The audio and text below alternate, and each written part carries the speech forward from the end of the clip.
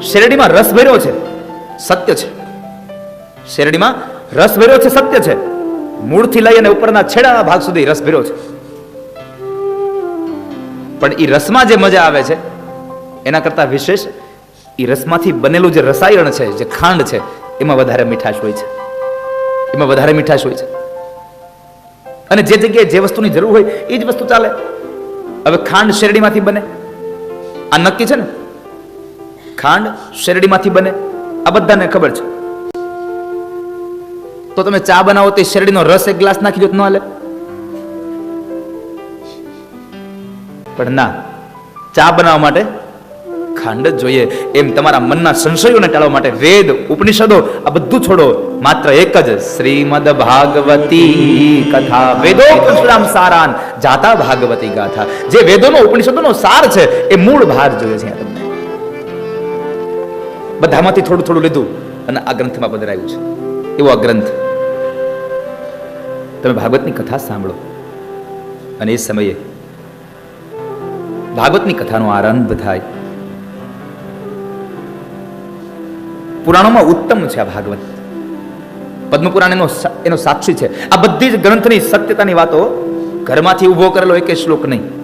આ બધા જ વેદ, ઉપનિષદો, પુરાણો, ઉપપુરાણો, આ એના તમામના શ્લોકોની જ કથા. ભાગવતની કથા શું કામ શ્રેષ્ઠ છે? ભાગવત શું કામ શ્રેષ્ઠ છે? ભાગવત એટલે શું?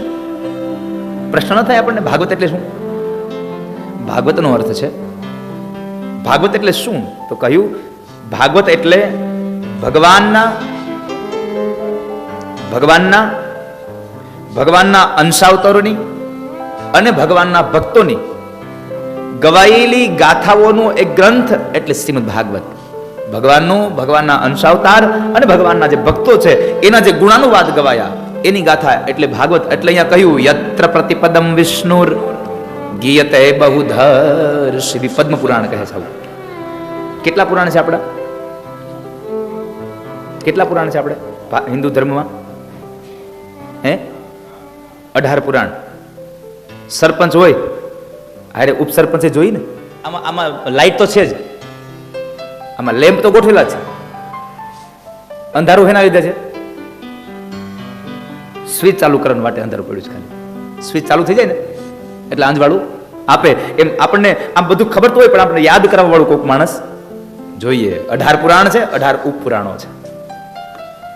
એટલે પદ્મ પુરાણમાં અહીંયા ભગવાન ભાગવતની સાક્ષી પૂરી કે યત્ર પ્રતિપદમ વિષ્ણુર, જેમાં ભગવાન વિષ્ણુના અનેક પ્રકારે ઋષિ મુનિઓએ ભગવાનના વિષ્ણુના ગુણ ગાયા છે એવો ગ્રંથ એટલે શ્રીમદ ભાગવત. યત્ર પ્રતિપદમ વિષ્ણુર ગીયતે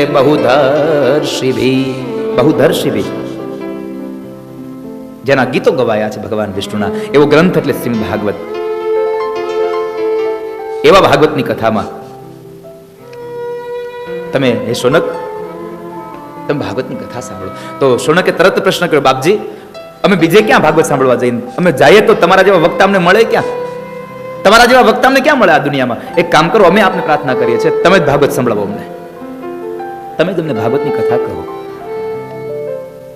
અને જ્યારે આવી પ્રીત ભગવાનની કથામાં શૌનકોની પ્રીત જ્યારે અહીંયા સુતજી જોવે છે ત્યારે સુતજી હવે એને કથા કહેવા તત્પર થયા છે.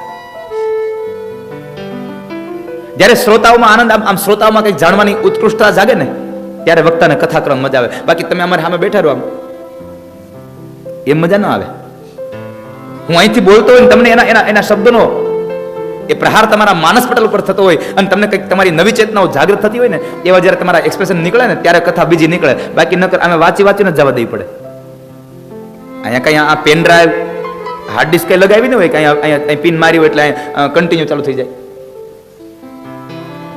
કથા કેવી કરાવરાવી ને, કેવી કથા કરવી ને, એ કદાચ વક્તા નિર્ણય કરે કે મારે બહુ સારી કથા કરવી છે, મારે ખૂબ સારું અહીંયા જ્ઞાન દેવું છે, ખૂબ સારી કથાઓ અહીંયા મારે વાંચવી છે. પણ અહીંયા આવ્યા પછી વક્તા ન્યુટ્રલ થઈ જાય છે, તમારા લોકોના હાથમાં ગેર હોય છે. જેવો પ્રતિસાદ ઓડિયન્સમાંથી આવે ને કથા મંડપમાંથી, એવી કથા અહીંથી નીકળતી હોય. આ યાદ રાખજો. તમને જાણવાની કે તમને આમ કથામાં આનંદ ના આવતો એટલે અમને ખબર પડે જ અહીંયા. તમે આમ બેઠા હો એટલે ખબર પડે જ કે કેટલી મજા આવતી હોય કેટલી નહીં. એટલે પછી શું થાય, તમને આળસ આવે ને, આમ લાગે કે હવે આ લોકો થાકી ગયા છે, એટલે પછી વક્તા હું નાથની ધૂને જ આ દુનિયામાં મને પ્રચલિત બનાવ્યો, નકર ઓળખતા હતા ક્યાં તમે મને. અને સારું કામ કરવામાં કોઈ દી શરમ રાખવી, ગમે તે ભગવાનની કથા છે, ભાગવત ની હોય સત્યની કથા કરશું, બધું ચાલુ રખાય. એટલે શું છે, કોઈ દિન હાથી, કોઈ દિન ઘોડા, કોઈ દિન પેદલ છે. કોઈક દિવસ હાથી હોય, કોઈક દિવસ ઘોડા હોય. સૌનો ઈશ્વર છે સાહેબા. હું કાલે આવ્યો ને ત્યારે હું કૌશિકભાઈ ગાડીમાં કહેતો હતો કે જ્યારે હું મુંબઈમાં આવ્યો ને 2009ની સાલમાં 9-10માં, ત્યારે રૂમમાં રહેવાના પૈસા નહોતા મારી પાસે અને જમવાના પૈસા નહોતા મારી પાસે. અને મારા મિત્રો મને લઈ આવ્યા હતા અને એ લોકો મારા પૈસા ભરતા હતા અને હું અહીંયા આવ્યો હતો. આજે એ મારા મિત્રો પણ ખૂબ રાજી છે કે હું આટલી મોટી સ્ટેજ ઉપર પહોંચ્યો છું. એટલે એટલા વર્ષોથી આ ભગવાનના ગીત ગાતો હતો તો ભગવાને કદાચ વળી કૃપા કરી એટલા વર્ષો પછી. એટલે આપણે કઈ તરત જ આપણી માથે કૃપા થઈ જાય એવી અપેક્ષા ન રાખવી. આજ નહીં તો કાલ, કાલ નહીં તો પછીના દિવસ. થોડુંક મોડું આપે છે પણ સારું આપે છે વાલા. શૌનકને પ્રીત જાગી. બાપજી અમને કથા સંભળાવો. સંસાર ભય નાશનમ. હે શૌનકો સાંભળો, હું તમને કથા સંભળાવું. સર્વ સિદ્ધાંત નિષ્પન્નમ. સિદ્ધાંતોથી ભરેલી ગાથા છે. સર્વ સિદ્ધાંત નિષ્પન્ન. અને એ પણ કેવી? સંસાર ભય નાશનમ. સંસારના ભયમાંથી છોડાવે એવી કથા. શબ્દમાં ધ્યાન રાખજો, સંસારના ભયમાંથી છોડાવે. મૃત્યુના ભયમાંથી છોડાવે એવી કથા. સંસારમાં ભય શેનો છે? આપણને દુનિયામાં ડર શેનો? એક જ માત્ર, હવે કાલ મરી જવું તો. મૃત્યુનો ડર માણસને દુખી. આ દુનિયામાં 3 વ્યક્તિઓને ભય છે. એક સૌથી ગરીબ માણસને ભય છે. શેનો? એને પોતાની ભૂખનો ભય છે કે ભૂખ લાગશે તો અનાજ ક્યાંથી લાવશું. જેની પાસે એક પણ રૂપિયો નથી, ખાવાનું ક્યાંથી લાવશું એનો ભય છે. બીજા માણસ પાસે પૈસા છે, એને ભય છે. હેનો? આ પૈસા ભેગા કર્યા, હું કાલ મરી જતા પૈસા ક્યાં જાય? એને મૃત્યુનો ભય સતાવે છે. અને ત્રીજા માણસને એક એવો વ્યક્તિ છે જેને પોતાની જિંદગીમાં ઇજ્જત કમાઈ છે, આબરૂ કમાણી કરી છે. અને જ્યારે આબરૂદાર વ્યક્તિ હોય ને ત્યારે પોતાની ઇજ્જતનો એને ડર લાગતો હોય કે કદાચ કંઈક મારાથી થઈ જાય, મારી ઇજ્જત વહી જાય તો શું કરીશ. એકને અનાજનો, એકને ભૂખનો ડર છે, એકને મૃત્યુનો ડર છે અને એકને પોતાની આબરૂનો ડર લાગે છે. આ 3 વ્યક્તિઓને ભય સતાવે છે. વિદુર નીતિ એમ કહે છે, 3 વ્યક્તિઓને ભય સતાવે. સંસાર ભય નાશ. ભયમાંથી છોડાવે, મૃત્યુમાંથી નહીં, સંસારના ભયમાંથી છોડાવે એવો આ ગ્રંથ. પણ આ ગ્રંથને તમારે સાવધાનથી સાંભળવો પડે. આ તમને ક્યારે આ શું કરે ગ્રંથ? ત્યોઘ વર્ધનમ યચ્ચ કૃષ્ણ સંતોષ હેતુ.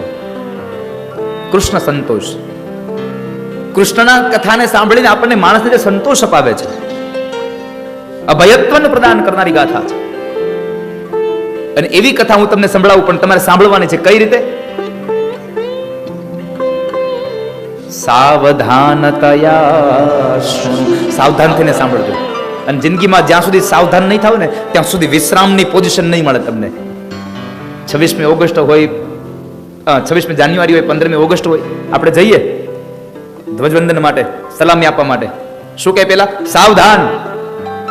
સાવધાન થયા પછી આવે વિશ્રામ. સાવધાન નહીં થાવ તો વિશ્રામ નહીં મળે. એટલા માટે સાવધાન થઈ જાઓ, સાવધાન થઈને સાંભળો. અને હું તમને શું સંભળાવું તો કહે છે મૃત્યુના ભયમાંથી છોડાવે. સંસાર ભય નાશનમ. કાળના મોઢામાં જવાનો જે ત્રાસ છે, કાળના મોઢામાં જવાનો જે ત્રાસ છે એ ત્રાસમાંથી મને તમને છોડાવનારો ગ્રંથ. કાળના મોઢામાંથી ન છોડાવી શકે. મૃત્યુના સમયે જે વેદના થાય છે એ વેદનામાંથી છોડાવે. કલો કિરેણ ભાષિત. અહીંયા કાળને સર્પની ઉપમા આપી છે. સર્પને કાળ કહ્યો છે. કાલ, વ્યાલ, મુખગ્રાસ. ભાઈ થોડુંક તરત ધીમું કરતા રહેજો. કાલ, વ્યાલ, મુખગ્રાસ. કાળના મોઢામાં જવાનો જે ત્રાસ છે,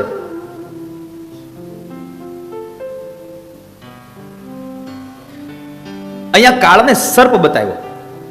હવે સર્પ જ માણસને મારી શકે? સર્પ કરડે તો જ અહીંયા મરે? પરીક્ષિતે શાપ થયો, 7મે દિવસે તક્ષક નાગ કરડશે તેને, એટલે સર્પ કરડે તો જ માણસનું મૃત્યુ થાય. બીજા બધા સાધનો નથી એવા. હાથી હુંડમાં પકડીને ફેરવી નાખે, માણસ મરી ન જાય. સિંહ પકડી લઈને ફાડી નાખે, માણસ મરી ન જાય. પાણીમાં જાય તને મગર પકડી જાય, મરી ન જાય. તો ન મગરને કાળ બતાવ્યો, ન સિંહને કાળ બતાવ્યો, ન વાઘને કાળ બતાવ્યો, ન હાથીને કાળ બતાવ્યો, સર્પને શું કામે? જો આમ ભાગવત ઊભું થાય, સર્પને જ શું કામે? એનું મૂળ કારણ છે, સામેથી હાથી આવતો હોય, ખબર પડી જાય કે હાથી આવે છે, એટલે માણસ સાઈડમાં તરી જાય. સિંહને આવતો જોઈ જાય, માણસ પોતાની જાતને બચાવી લે. પણ સર્પ એક એવું છે કે તમે જ્યાં હો ને તમને ખબર ન પડે એમ તમારી પાસે આવી જાય, તમને ડંખી જાય, એમ કાળ તમને ખબર નહીં પડે એમ આવીને લઈ જશે. એટલા માટે તમે સાવધાનતયા શૃણુ, સાવધાન થઈ જાઓ. કાળ ક્યારે આવી જાય કોઈ ભરોસો નથી. અને જવાનું તો છે જ, મૃત્યુ તો બધાનું છે, પણ આ મૃત્યુના ભયમાંથી છોડાવશે કોણ? કલો કિરણ ભાષિતમ. કિરણ એટલે પોપટ, પોપટ એટલે સુખદેવ. સુખદેવજીએ જે ભાષણ કર્યું, કોનું? શ્રીમદ ભાગવતનું. ભાગવતના ભાષણથી તમે નિર્ભય બનશો. બાકી જવાનું તો છે જ. આ દુનિયામાં કોઈ અમર થયું જ નથી. કોઈ આ દુનિયામાં અમર થયું નથી. કંઈક રાણા ને કંઈક રાજીયા, છોડી ચાલ્યા ઘર બાર, હેતે હરિનો રસ પીજીએ. તમે પ્રેમથી હરિનો રસ પીવો.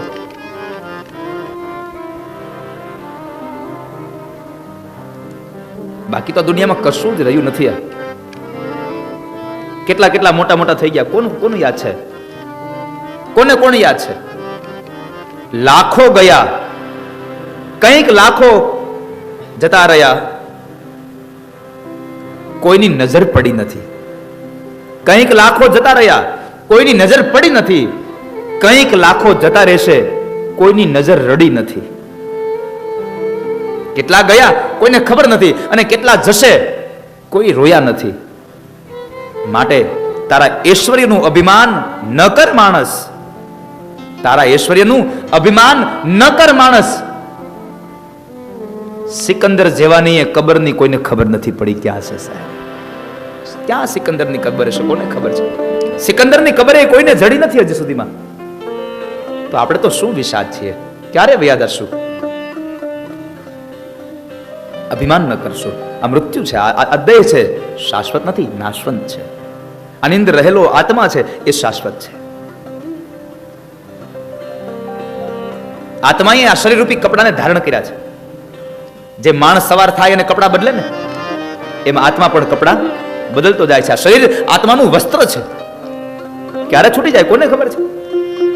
જેમ એક સર્પ પોતાની કાછડીને ઉતારી નાખે અને નવું પડ આવી જાય એના ઉપર, એમ આત્મા પણ સમયાંતરે આ શરીરને છોડી દે, વસ્ત્રને છોડી દે, નવું વસ્ત્ર ધારણ કરે છે. અને જ્યારે તારું મૃત્યુ આવશે ત્યારે તારું કાંઈ નહીં ચાલે. સિકંદર જેવા સિકંદરનું નથી ચાલ્યું. સિકંદરનું નથી ચાલ્યું તો આપણું શું ચાલુ નતું? એનાથી તો વધારે સંપત્તિ આપણી પાસે છે નહીં. ન કરે કઈ કે લ્યો ને ભાઈ 5 લાખ લેતા જાવ નહીં હમણાં થોડાક દી ખમો. અને જો પૈસાની રિશ્વતથી જ યમરાજ હાલતા હોત તો એ પાડો લઈને ન આવે, એ ઓડી લઈને આવે.